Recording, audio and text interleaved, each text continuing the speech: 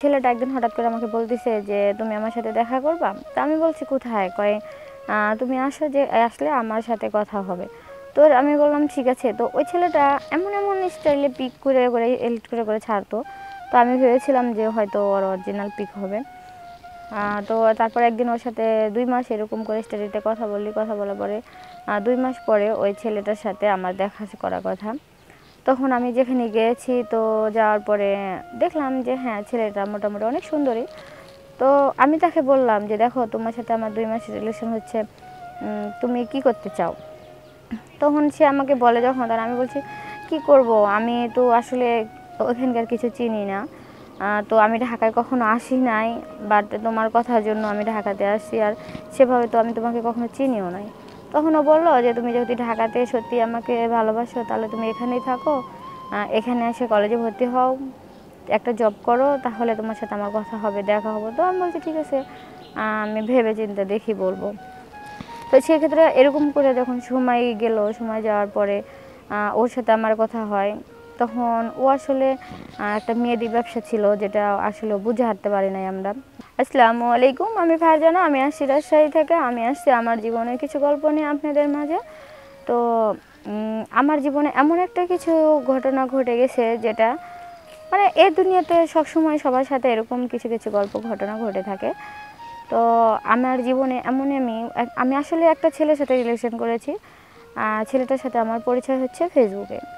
তো ফেসবুকে একটা ছেলের আমি পিক দেখার পরে ছেলেটাকে আমার খুব ভালো লাগে, এবং সেই ছেলেটার সাথে আমার একটা বন্ধুত্ব হয়ে যায়। তো তার ছবি দেখে আমার খুব ভালো লাগছিল। এরকম করে এই ছেলেটার সাথে আমি ২ মাস ধরে খুব এসএমএস করেছি, এবং ২ মাস ধরে তার সাথে আমার একটা রিলেশনশিপ ছিল। তো সেখানে আমার খুব ভালো একটা লাগছে। তো সেক্ষেত্রে দেখা যায়, আমি ওই ছেলেটা একদিন হঠাৎ করে আমাকে বলতেছে যে, "তুমি আমার সাথে দেখা করবা?" তো আমি বলছি, "কোথায়?" কয়, "তুমি আসো, যে আসলে আমার সাথে কথা হবে।" তো আমি বললাম, "ঠিক আছে।" তো ওই ছেলেটা এমন স্টাইলে পিক করে এডিট করে ছাড়তো। তো আমি ভেবেছিলাম যে হয়তো ওর অরিজিনাল পিক হবে। তো তারপর একদিন ওর সাথে ২ মাস এরকম করে স্টাডিতে কথা বলি। কথা বলার পরে ২ মাস পরে ওই ছেলেটার সাথে আমার দেখা করার কথা। তখন আমি যেখানে গিয়েছি, তো যাওয়ার পরে দেখলাম যে হ্যাঁ, ছেলেটা মোটামুটি অনেক সুন্দরী। তো আমি তাকে বললাম যে, "দেখো, তোমার সাথে আমার ২ মাসের রিলেশন হচ্ছে, তুমি কি করতে চাও?" তখন সে আমাকে বলে যখন, তখন আমি বলছি, "কি করব? আমি তো আসলে ওখানকার কিছু চিনি না। তো আমি ঢাকায় কখনো আসি নাই, বাট তোমার কথার জন্য আমি ঢাকাতে আসছি, আর সেভাবে তো আমি তোমাকে কখনো চিনিও নাই।"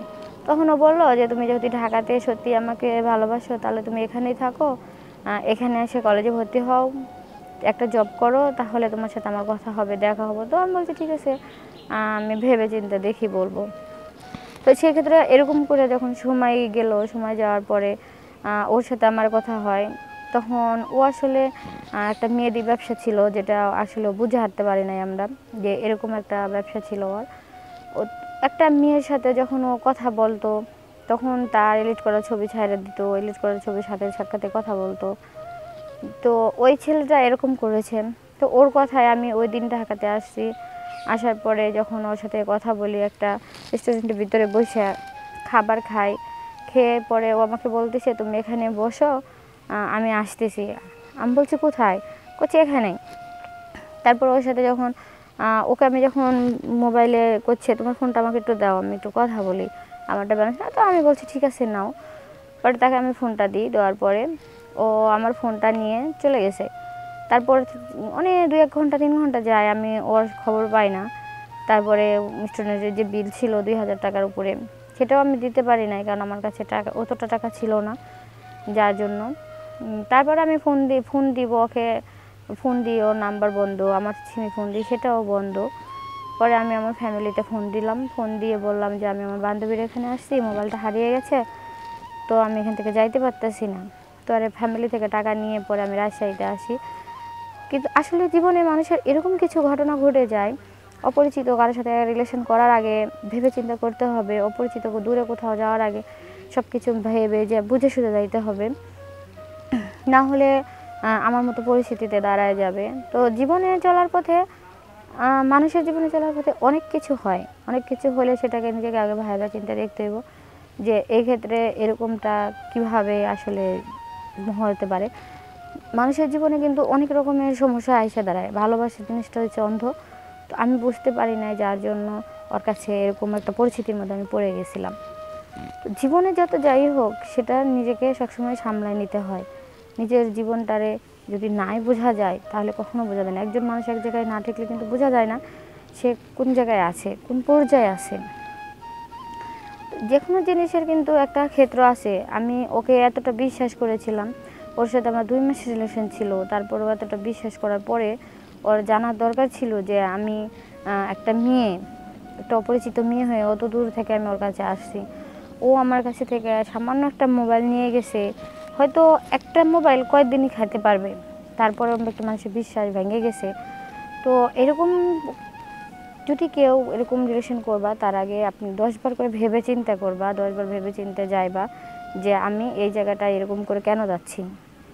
আমি তো বুঝতে পারি নাই, আমি তার কথায় তার ছবি দেখে ভালোবাসছি, তার কণ্ঠ শোনা তাকে এতটা মায়া করছি।